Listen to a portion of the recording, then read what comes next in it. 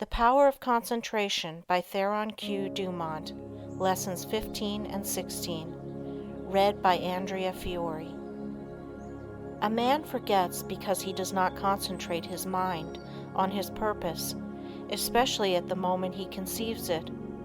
We remember only that which makes a deep impression.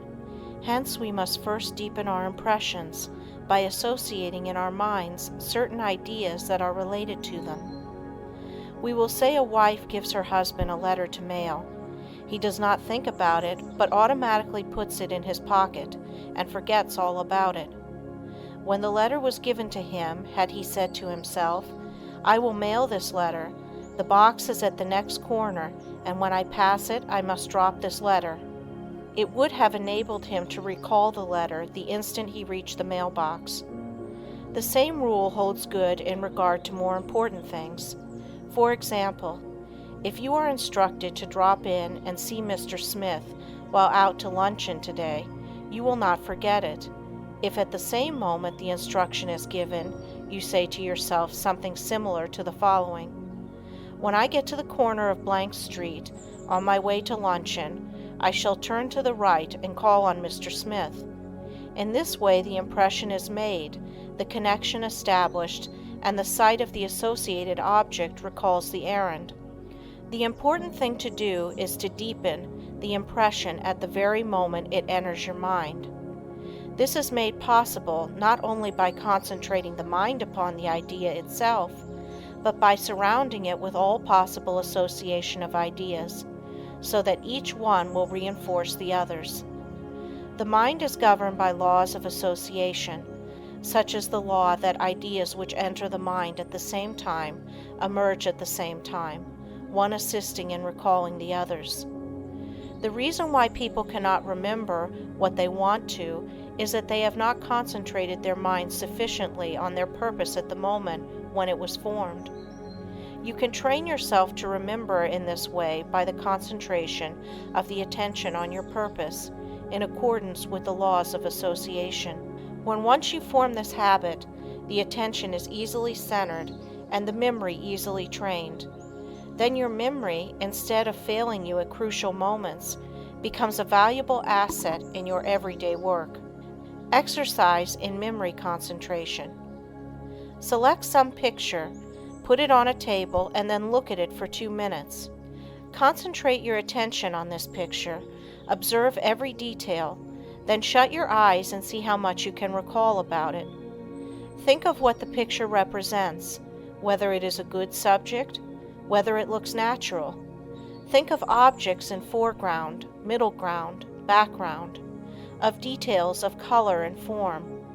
Now open your eyes and hold yourself rigidly to the correction of each and every mistake. Close your eyes again and notice how much more accurate your picture is. Practice until your mental image corresponds in every particular to the original.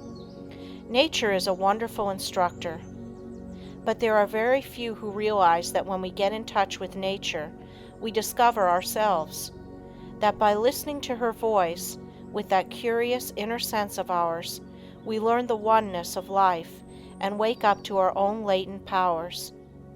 Few realize that the simple act of listening and concentrating is our best interior power, for it brings us into close contact with the highest, just as our other senses bring us into touch with the coarser side of human nature.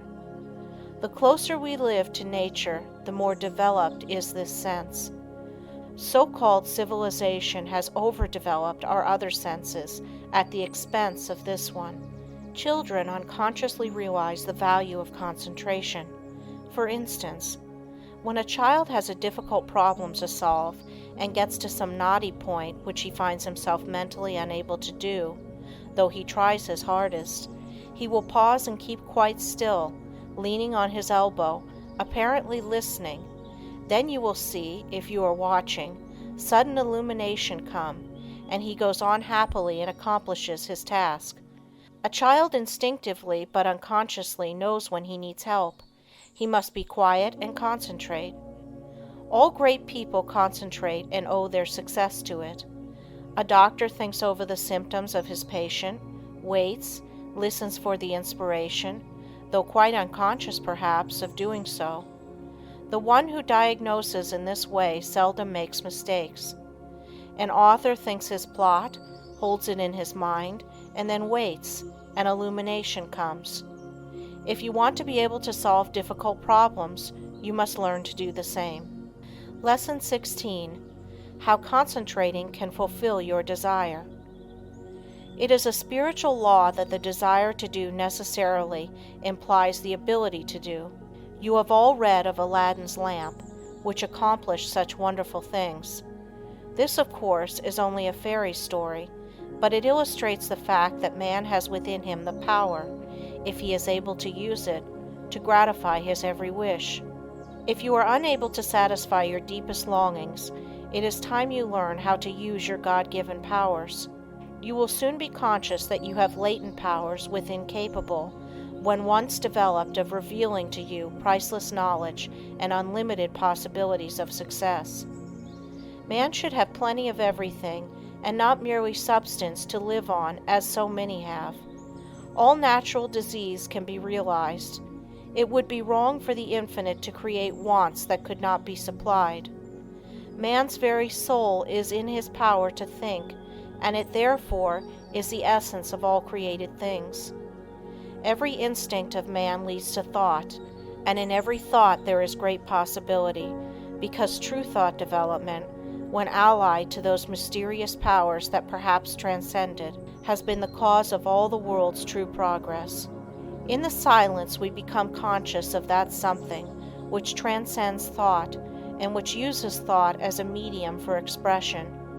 Many have glimpses of that something, but few ever reach the state where the mind is steady enough to fathom these depths. Silent, concentrated thought is more potent than spoken words, for speech distracts from the focusing power of the mind by drawing more and more attention to the without. Man must learn more and more to depend on himself, to seek more for the infinite within. It is from this source alone that he ever gains the power to solve his practical difficulties. No one should give up when there is always the resources of infinity. The cause of failure is that men search in the wrong direction for success, because they are not conscious of their real powers that when used are capable of guiding them. The infinite within is foreign to those persons who go through life without developing their spiritual powers. But the infinite helps only he who helps himself. There is no such thing as a special providence. Man will not receive help from the infinite except to the extent that he believes and hopes and prays for help from this great source. Concentrate on what you want and get it. The weakling is controlled by conditions. The strong man controls his conditions. You can be either the conqueror or the conquered. By the law of concentration you can achieve your heart's desire.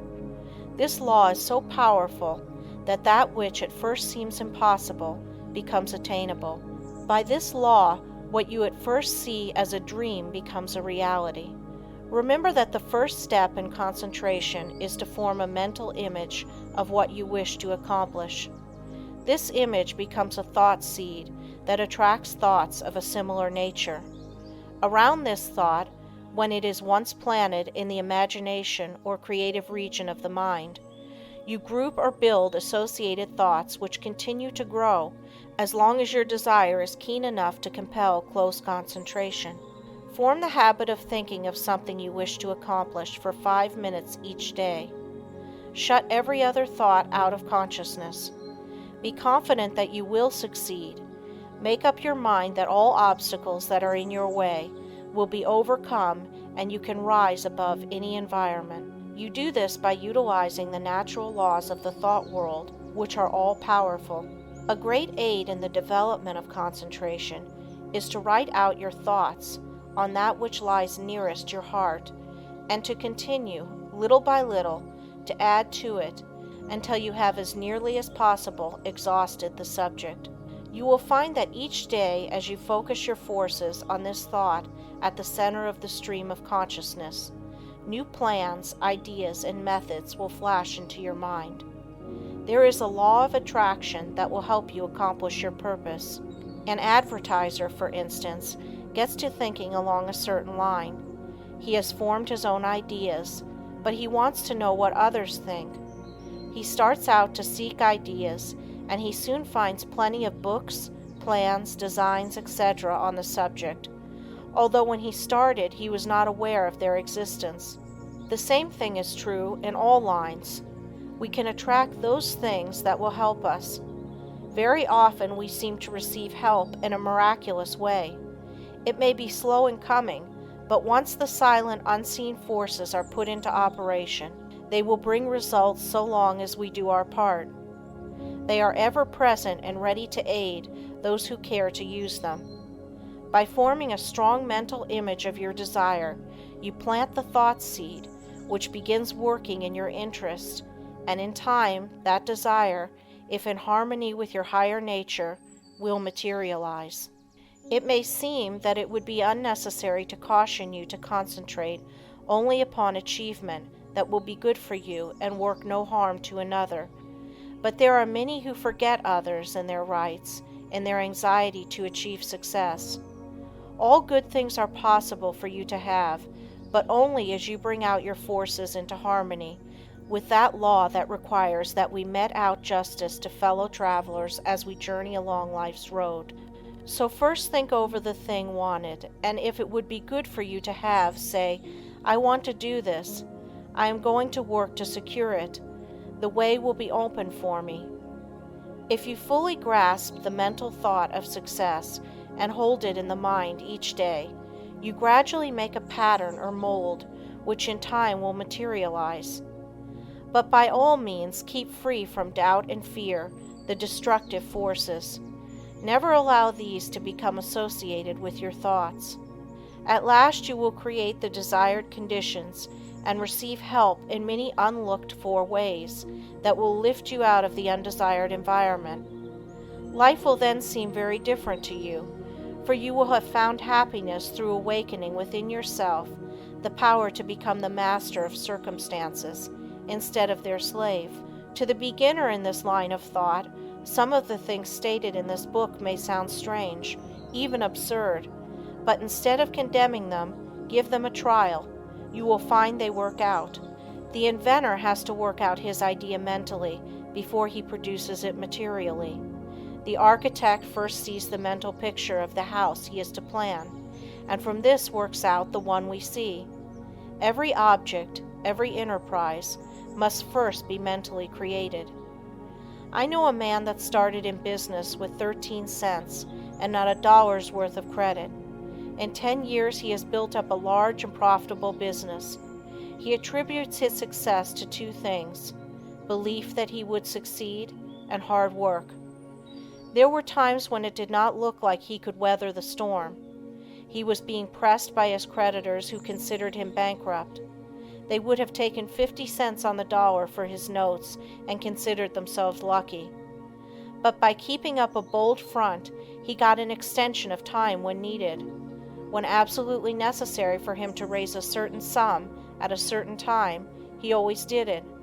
When he had heavy bills to meet, he would make up his mind that certain people that owed him would pay by a certain date, and they always did. Sometimes he would not receive their check until the last mail of the day of the extension, and I have known him to send out a check with the prospect of receiving a check from one of his customers the following day.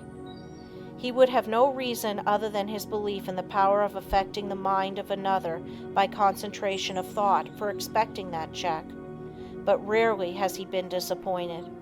Just put forth the necessary concentrated effort, and you will be wonderfully helped from sources unknown to you.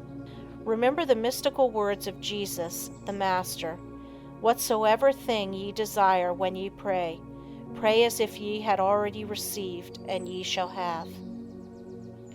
End of Lesson 16.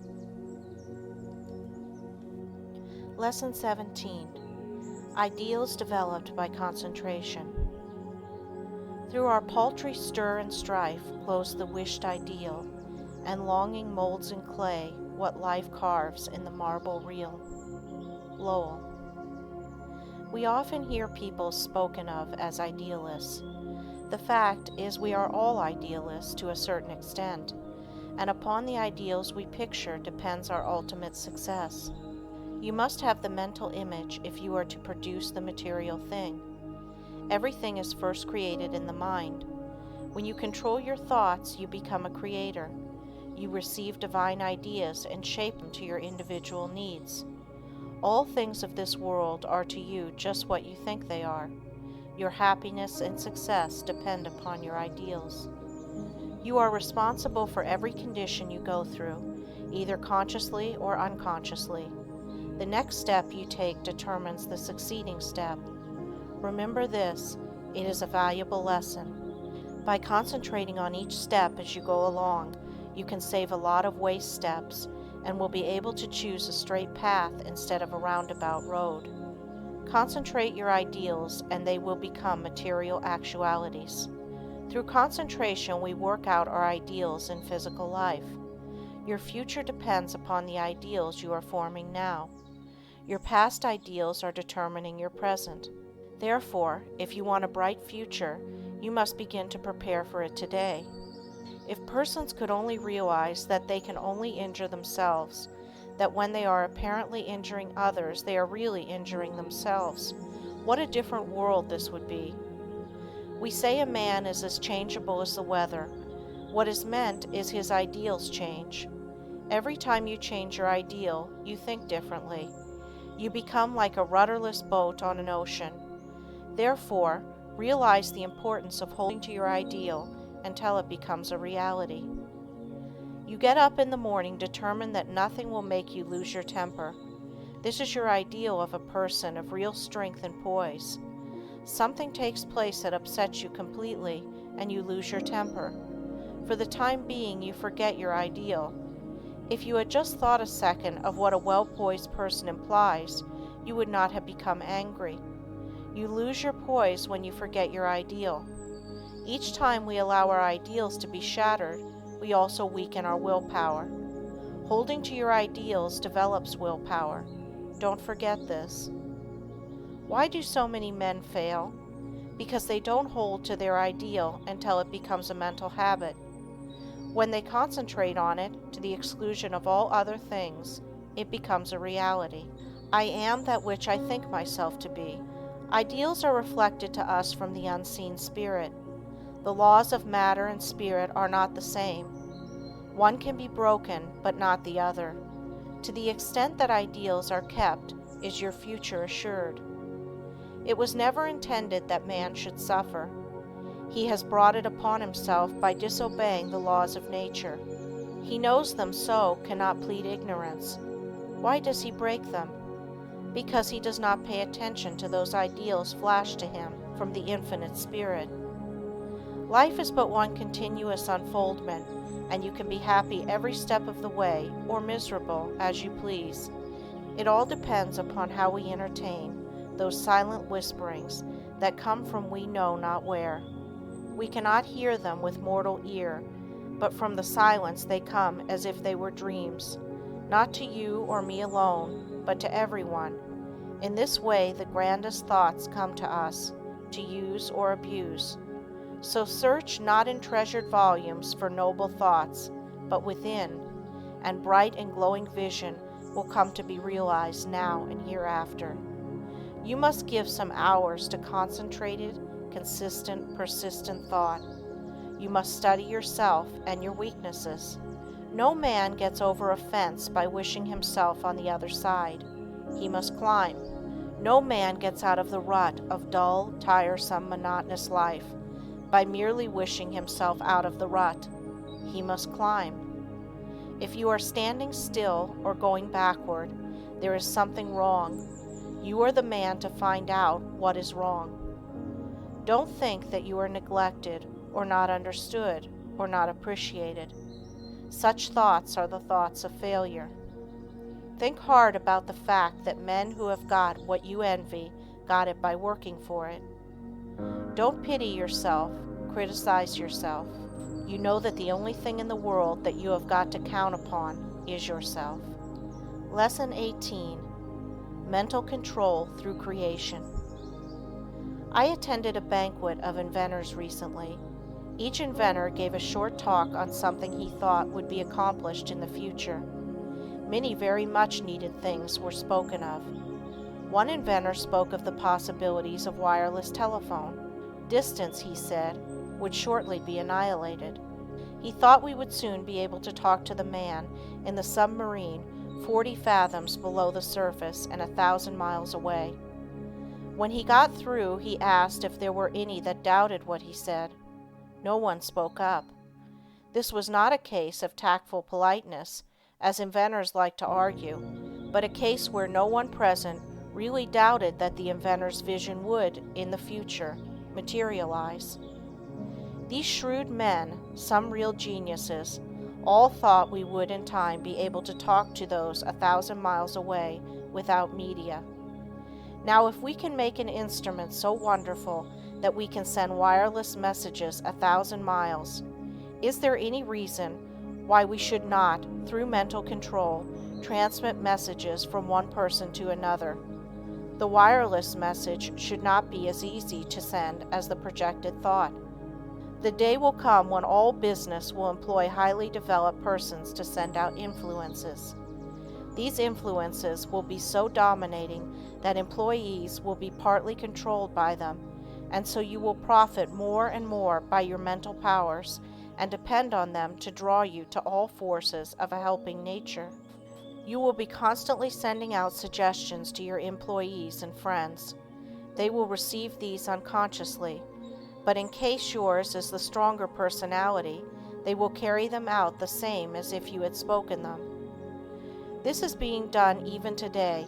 A finely organized company secures the combined effort of all its men.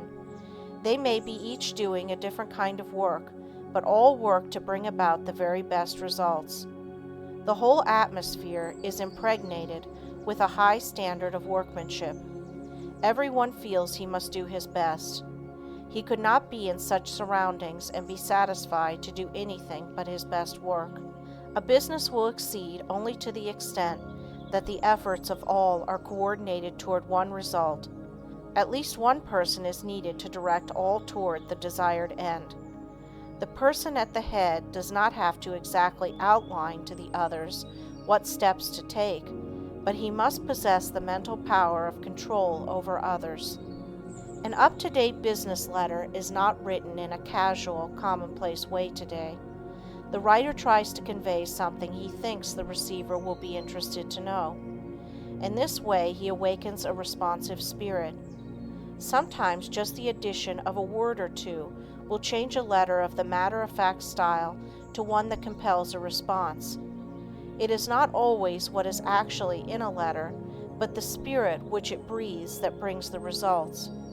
That intangible something that defies analysis is the projected thought of the matter that brings back the harvest that it claims. But we should not always claim success for ourselves only. If you are anxious that some friend or relative should succeed, think of this person as becoming successful. Picture him in the position you would like to see him in. If he has a weakness, desire and command that it be strengthened. Think of his shortcomings, which belong to his negative nature, as being replaced by positive qualities. Take a certain part of the day to send him thoughts of upbuilding nature. You can in this way arouse his mental powers into activity, and once aroused, they will assert themselves and claim their own. We can accomplish a great deal more than many of us are ready to believe by sending to another our direct, positive, and controlling suggestions of leadership, but whether a man is a success or not is greatly determined by the way he acts on the suggestions he receives. We either advance or decline. We never stand still. Every time we accomplish something, it gives us ability to do greater things. The bigger the attempt undertaken, the greater the things accomplished in the future. As a business grows, the head of the business also has to grow. He must advance and be ever the guiding influence. By his power to control, he inspires confidence in those associated with him. Often employees are superior to their employers in some qualities, and, If they had studied, instead of neglected their development, they could have been employers of more commanding influence than those whom they serve. Through your mental power, you can generate in another enthusiasm and the spirit of success, which somehow furnishes an impetus to do something worthwhile. In concentrated mental control, there is a latent power more potent than physical force. The person becomes aware that the attitude of the mind has a power of controlling, directing, and governing other forces. He has been placed in an attitude capable of acquiring that which he desires. All of us, no matter how strong we are affected by the mental forces of our environment.